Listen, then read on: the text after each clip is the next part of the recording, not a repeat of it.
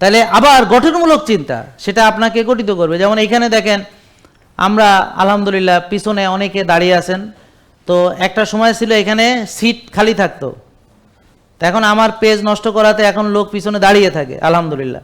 তো এখন সব নষ্ট করে দিলে দেখবেন যে লোকারণ্য হয়ে যাবে, ধরার জায়গা থাকবে না। কারণ ওই যে বললাম সত্যকে কেউ ছাপা দিয়ে রাখতে পারবে না, বুঝেননি?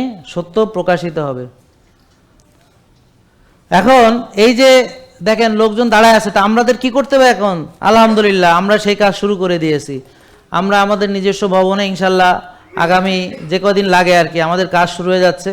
তো ওখানে থাকাও যাবে, ধরেন ওই যে দূর থেকে এসেছেন যারা থাকতে পারবেন, হ্যাঁ, থেকে তারপর এখানে নাস্তা টাস্তা করা, বা যদি কেউ চায় আমি 2 সপ্তাহ থাকলাম সেটাও পারবেন।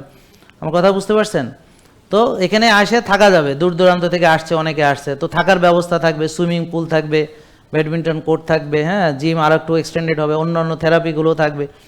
এবং না এখানে হ্যাঁ খুব কাছে, বলবো আমরা এখানে খুবই কাছে। আচ্ছা, এখান থেকে দেখতে পারবেন। তো এখন খুব কাছে হবে এখানেই।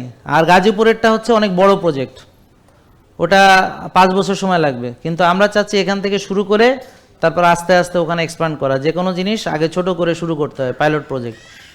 এভাবে আমরা শুরু করছি ইনশাল্লাহ। এখন ধরেন এই যে সেমিনার রুম এতটুকু জায়গা, এর বেশি করা সম্ভব না এই বিল্ডিংয়ের ডিজাইনের কারণে। মাঝখানে কতগুলো খাম্বা দিছে আবার, এটা স্বাভাবিক, কিন্তু আমরা এমনভাবে করব যে এইগুলো যেন না থাকে, মানে ডিজাইনটা ওরকম করা হবে সেমিনার রুমের মতো, মানে আগেই আর কি ডিজাইন করা হবে। ওই যে আমাদের এখানে একজন আসছিল না, ওই যে রৌফ সাহেব, ওই যে ইঞ্জিনিয়ার বলছিলাম জেকে টাওয়ারের ডিজাইন ওনাকে দিয়ে করাবো। আলহামদুলিল্লাহ ওনাকে আমরা অলরেডি বলেছি যে উনি এখন জেকে টাওয়ারের ডিজাইন উনি করবে।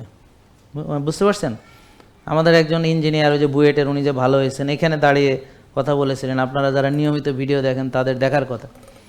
হ্যাঁ, বোধহয় বারি সাহেব নাকি ওনার নাম, যাই হোক, ওই যে ওনাকে আমরা কন্ট্যাক্ট করতেছি। তো এখন আল্লাহর কাজ আল্লাহ করাবেই, আপনি ঠেকা রাখতে পারবেন না, পৃথিবীর কেউ পারবে না, কোনো মানুষ না, সকল মানুষ চেষ্টা করেও পারবে না। ঠিক আছে?